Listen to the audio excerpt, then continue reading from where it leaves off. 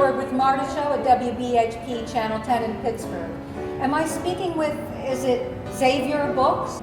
They're calling from Pittsburgh. The television news people. I mean, the only television people ever called me was the local company, threatened to cut off my cable bill account of it being late. So I told her how to pronounce my name politely and asked how I could help her. I read about your football team winning the regional championship last weekend, and we'd like to do a feature story about that and about the upcoming state championship game, what, in 2 weeks? Wow. Now, won't the boys be excited about that? I mean, Pittsburgh is like London to people in Breezywood. The only time we take the track downstate is if we won tickets to the Steelers game, or if you could afford health coverage to have medical care at UNP of Shadyside. Or if you were one of my kids that won a track or football scholarship at Duquesne or Carnegie Mellon. They never returned for some reason, although I did for some reason. Well, Miss Eichenwald, we'd be happy to be featured on your show. Oh, that's wonderful. Now, what we'll do is follow you and your team around as you run through your paces in preparation for the big game. Is that agreeable to you? Yes, and I'm very flattered, but it seems that I have a lot on my plate these days, and I'm not sure I can guarantee you the time you might be looking for. I fully understand, but we're pretty good about staying out of the way. Did she just say that? TV news crews staying out of the way? Oh, and we'll just film as much as we can. It's a terrific human interest story. Small town David slays Greensburg Goliath and takes on Godzilla. John Harris won the last 6 years in a row. You might want to do your story on them instead. No, that's old news. We definitely want to focus on the rebels. You want to see a black sweat? Just show him a picture of a rogue Klansman. The Klan is the only thing that scares a black, because they know that pound for pound and inch for inch, there is no black who can match a dedicated Klansman spiritually, mentally, or physically, and are not afraid of the government or press to defend our rights, our women, our children, and our white brothers and sisters. They sing, "We shall overcome." We say, "Like hell you will." And so they swept into town. Normally I try to stay low-key, stay under the radar. But this seemed good coming as it did at a time when things were a little tense around here. Beating Greensburg brought some goodwill, to be sure. No one better say you can't win the big one, Coach. They better not! Great game, Coach. Just drawing X's and O's, Freddie. Woo-wee, was that a good Oh, game? it was all that. You always get this when you walk through town. Depends on where I'm walking. Well, I bet winning has something to do with it. Always. And you win a lot. I win a lot, but never this big. Hey, Coach, keep your eye on John Harris. Hey, pray for rain, Carl. Hey, now don't let this man nonsense distract you from beating John Harris High School. I'll try not to. Hey, here's my card. Shows you how to write me in. What's this? Xavier Books, write-in candidate for mayor of Breezywood. You're also running for mayor. Well, it seemed like a good idea at the time. Now, not so sure. This has suddenly become a much bigger story. Why is that? I mean, Breezywood is still Breezywood. I mean, don't you see it? Really? Fill me in. Underdog coach in the state championship football game is also underdog candidate for mayor of his town. That's so crazy about that underdog label. Look at me, Xavier. Watch my lips move. Black underdog coach. Black underdog candidate. Especially not crazy about the black label. Yeah, well, we'll fix that. She never fixed that. I'll think of something catchy. She never did. Now just hold on a second. I need to call our news director. This is about to become something more than a slow news day human interest story. Well, hold on. No disrespect, but look, I'm not sure I want this story getting any bigger than it's already gotten. I hate to break it to you, Coach, but stories like this take on a life of their own. When it's a story this good, it's going to get told whether we like it or not. And you're saying by blowing this story up will help me more than it can hurt me? Yes, and it's also going to help me. A new dawn is breaking upon Breezywood, Pennsylvania, a small town of a little more than 9,000 mostly white citizens. It hails a branch bank, a CVS pharmacy, 2 diners, an Arby's fast food restaurant, a Dunkin' Donuts, and 3 traffic lights, one of which was flashing, its middle yellow eye blinkering like the fluttering wings of a butterfly, or perhaps a warning as we drove this morning 100 miles from Pittsburgh International Airport for a unique collection campaign between 3 candidates. Richard Phelps, who is the current mayor of Breezywood, Louise Matthews, who is the only female running for office, and last, but certainly not least, the beloved high school football coach, Xavier Books, who happens to be Black, and in addition to running for mayor, is also practicing his team for the upcoming state championship game to be held just 4 days after the election. All this in a town that has never before elected a person of color to any public office. And this contest is not without its controversies.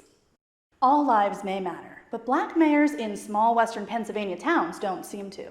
None has ever been elected west of Harrisburg, the state capital, but a heretofore undistinguished small-time high school football coach is wagering his skin color won't matter, as long as his team of diminutive underdogs keeps winning. Xavier Books never won a big game until his Johnny Rebs beat perennial state champion contender Greensburg last Saturday, launching them into the state title district game against odds-on favorite Cougars of John Harris High School, 6 times defending champions. Books never even took the trouble to try to get on the ballot. Banking on his success on the gridiron has both his only qualifications for office, as well as his best campaign strategy as a write-in candidate. Marta told me that this would happen. Every day become a daily soap opera. Every day, 5 or 6 news crews were combing the streets, sniffing out every story about me to find out if the stories were true or not. How proud will you be if Xavier Books is your mayor after Tuesday's election? Oh, I'd be mighty proud. That man has put Breezywood on the map. I ain't never seen nothing like it. So you'll be happy if Coach Books is elected? I'll be happier if he beats John Harris. I don't pretty much care who becomes mayor. What do you think of a man who thinks he's fit to be mayor of Breezywood based solely upon his success in sports? I don't think sports makes you qualified to be a mayor. No, I don't. And what if he wins the state championship? Would you want him to be your mayor then? Oh, well, I'd have to think about that. Most states don't allow write-in candidates. Do you think Pennsylvania should consider banning this practice in future elections? Well, I don't think they should be allowed to write names in on the ballot. His name's not on the ballot. That's what I said. Shouldn't be allowed.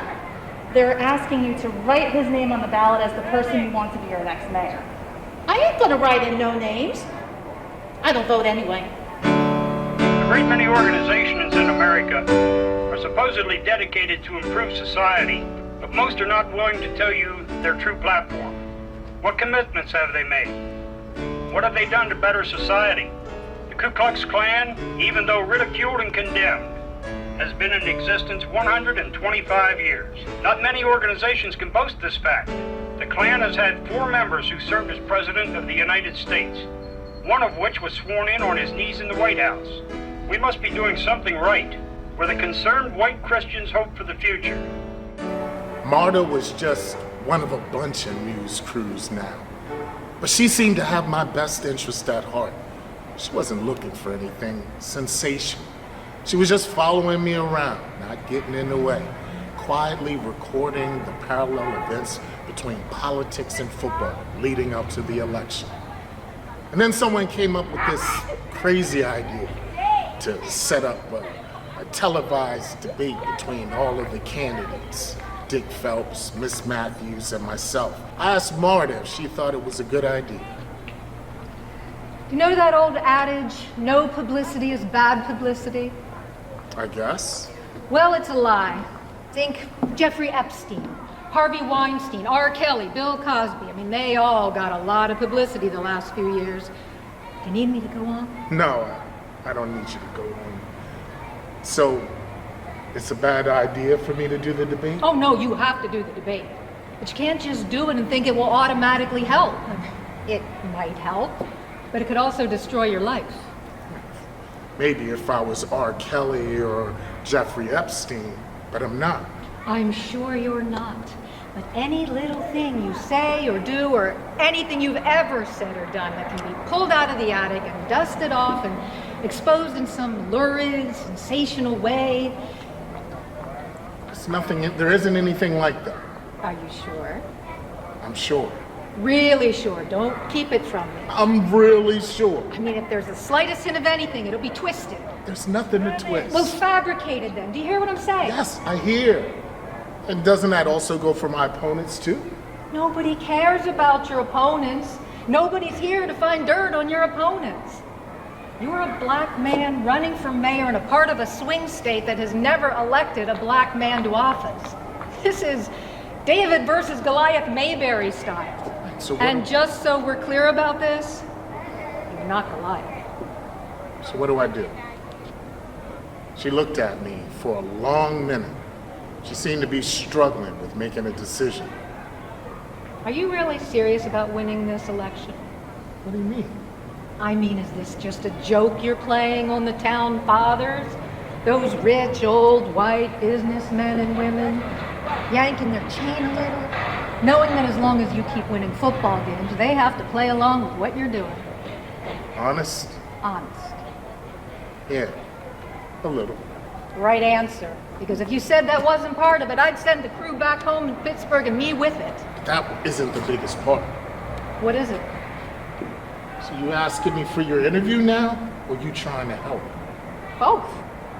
Good. Because if you told me that interviewing me for your show wasn't part of your motive, I would have packed up my bags and gone home too.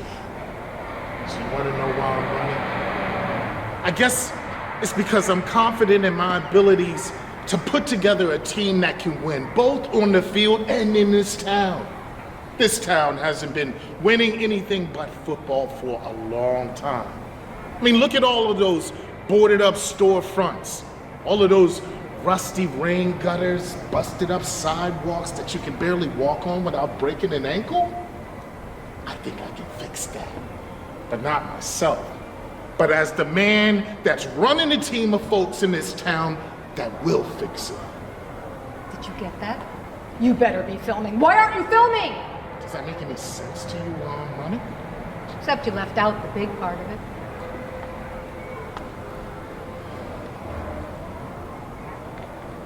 Race? Race. When you stand up there on that debate stage, they're gonna come at you with every race card and a marked deck. Who's that? Us, the news media. Even you? Well, of course, even me. Oh, don't be fooled by a pretty smile, coach. I'm on duty 24/7. I'll find a promising lead, I'll follow it underwater if I have to. Well, I like you. And I'd be tickled black if you won. I don't know if you're qualified to be mayor of this place or why you would want to be, but you're a good man, and this is a great story. What happens here over the next 10 days is going to make or break this town. I can feel that in my cold, gray heart. And I want to be here when that happens. Which part? To make it or to break it? I don't care. It's a great story either way. Nice to know where you stand on things. Look, do you want my help? I'm dying for somebody's help. Because I don't know anything about how the city works, and I don't have time to learn it, and also put together a plan for this football game in 2 weeks. You don't have to know anything. Well, how am I supposed to answer a question if I don't know the answer? Off the top of my head, I can think of 30 ways to answer questions without answering. Give me 5. That's all I can handle. Fire away. Make me sound smart. You sound smart by not sounding stupid. How do I do that? Well, if someone asks you a question that you don't want to answer, what do? Pretend I don't hear it? You ignore the question, right? I do that every time a dad gets in my face about his kids' playing time. Well, you got one right. Congratulations. So what's the next way you deal with the question that you don't want to answer? I thought you were helping me. Very good. You just did it, only you didn't know it. What did I do? You acknowledged the question without giving me an answer. I did, didn't I? I'm pretty good at this. No. Maybe I don't need any help. If someone asks you a question that you don't want to answer or can't, you just take a moment, say you want to answer it, but you've got to talk about this other thing first. And then you never get back to the original question. Check. Another thing, refuse to answer the question. But won't that make me sound dumb if I don't know the answer? Well, not as dumb as you'll sound if you give a wrong answer. If you don't know the answer, don't give one. Not a direct one anyway. So what do I say? Well, you deflect the answer. Say, I guess you'll just have to wait and see. Or if I ask you what you're going to do your first 90 days in office, what do you say? No idea. Instead of saying what you're going to do, you say what you're not going to do. It can be anything. I'm not going to make the more difficult for the business community. I'm not going to raise taxes. I'm not going to tear down that historic courthouse building. I can do that. Another method is to answer every question with an attack on your opponent. You attack what they say, what they've done, how they run their campaign. I don't like that one. That's not my style. All right, then you can attack the person asking the question. Their tone of voice, the implication in the way they ask the question. I don't like that one either. Right? So we save the most effective one for last. What's that? You question the question. Question the question. You did it again without even knowing it. You bounce the question right back at them. Say, you tell me, or ask them to explain it more clearly or rephrase it. Say the question isn't accurate in terms of facts. Tell them the question offends you and every decent, law-abiding citizen. By attacking the question, it doesn't upset anybody except the person asking it. And we don't care about them, unless they're lobbing softballs at you. And we love them. So what's the softball question? Where do you see this town in 2 years if you are elected?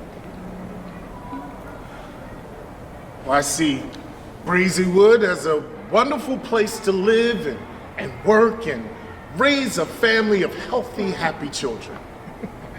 Does that stuff really work? I guess you're about to find out. So who's going to be asking these questions? 3 reporters. Wolf TV?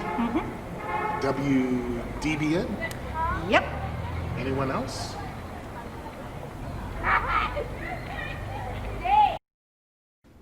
Not long after that, Dick Phelps called me on the phone and asked me if I felt comfortable coming to an informal meeting at the lodge that he belonged to. Just a few people with a special interest in the election.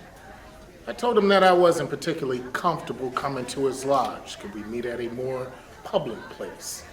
He wasn't fond of the idea, but he said sure. We could meet at his diner, a room in the back where social clubs gathered together for breakfast sometimes. Thursday night at 8 o'clock. So I drove out that night. Parking lot was packed. The diner's always doing a good business. Hi, Coach. Hi, Angie. I think you're in trouble. T-R-U-O-B. Ellie? Ellie. Go Rebels. Go Rebels. So she took me to a room in the back, and there they all were. All the people that ran Breezywood. The mayor, councilwoman, top doctor, bank president, Dr. Brinkley. The only person missing was the man that sold me my truck. Xavier, good to see you, son. Good to see you, Mr. Phelps. No, I want to say up front that if I thought this mayor business was going to come between you and me, I never would have tangled you up in this mess. Got myself tangled up. It's nothing to do with you. Well, I don't see it that way, but okay. Come in, have a seat at the head of the table. You know everybody, and you probably know why we asked you here tonight. Something to do with the election. This whole thing has gotten completely out of hand. I agree. And we've got to rein it in before we make ourselves a laughing stock. What part are we reining in, Mr. Burns? Me? That'd be a good place to start. I think we're getting ahead of ourselves here. Xavier, would you like a beer? I know I could use one. I'm not much of a drinking man, Mr. Phelps. You know that. Oh, come on, Xavier, it's on me. Phil, help bury the hatchet. have a powwow. Wow. Okay, I'll take one, whatever you have. Anybody else? Angie! What about the rest of these fine people? You said to bring beers for you and Coach. No, you got that wrong. Everybody. It's on me. That's not what you said. She ordered the round of beers for everyone and brought them out in good time. Coach, Yes, what would you say if we asked you to drop out of the race for mayor? I thought about that probably 100 times over the last couple weeks. And what did you come up with? Not a thing. Still time, Coach. You're not even on the ballot, Coach. You could pull out of this thing anytime you want. No harm done. I handed out a lot of cards. I know, I see them lying all over the sidewalk where people threw them after you walked away. Ouch. You saying nobody's gonna vote for me? Well, some will, there's always a few in the barrel. Fish or apples? Don't you go shooting at my barrel now. That was a joke. Nobody's shooting anybody. So what are we doing?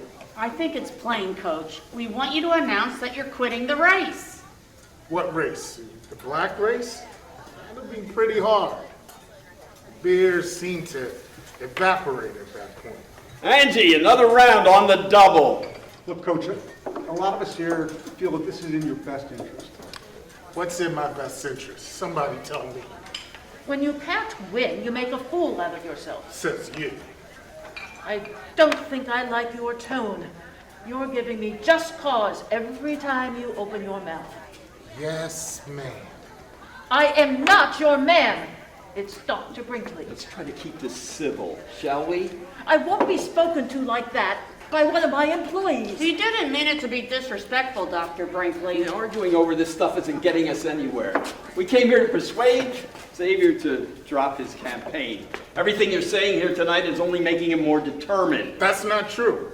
I don't allow what people say to make me more determined. I was already determined. Or haven't I shown you guys clearly enough over the last couple of weeks? So it's perfectly clear. I'm going to speak for all of us, Coach. But I'm going to need your solemn promise that you're not going to tell anyone what I'm about to say. Fire away. Okay, wait, look, first, I would like you to read over this confidentiality agreement, okay? Now, by signing this agreement, you're going to hereby... I'm not signing anything. Put that away. I'll vouch for Xavier any day of the year. He's been really chummy with our reporter from Pittsburgh. He's not going to tell anybody. Depends Is on he, Dick? Depends on what he's going to say. Take your pen back. Anyway, the beers seem to drink themselves once again. Angie brought us a third round. I think we needed it at that point. So what is it you're telling me? We collectively have decided to compensate you for any time and any expenses you may have incurred while running for office in the upcoming election. It's a generous amount, I may add, Coach. So you guys are trying to bribe me? Really? I want you to know that I am not completely a part of this. If it was up to me, I would just terminate you. Kind of hard with that big game coming up. Everyone knows that you haven't gotten a prayer against the other team. I'm going to tell them that you said that. Please, Dr. Brinkley, we need solidarity on this. Still don't like the way he talks to me. I think it's time I go. What do I owe you for the beer? No, Xavier, that's on me, but I really wish you'd stay and talk this over. And I want everybody to park their egos outside the door. This man means the world to me, and I don't like the way he's being treated here tonight. Get it? Get it? What do you say, Coach? We'll give you a generous settlement. Nothing personal, Coach. It's just that we feel it's in the best interest of the town to... I don't think that you want to walk out of this meeting without striking an agreement with us. Brinkley, will you shut up? What's going to happen when I walk out? Nothing's going to happen. You heard me. Nothing's going to happen, Xavier. But I think it is best you leave. You'll never get an accord here tonight. But I want you to think this over, and if you have a change of heart, just let me know. Thanks for the beers.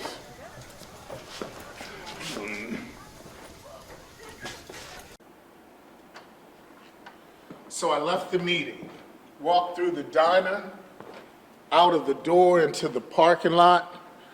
got to my car and was about to pull off. And that's when I heard the sirens and saw the flashing lights. Freddie got out of his cop car, came over to me and opened my door.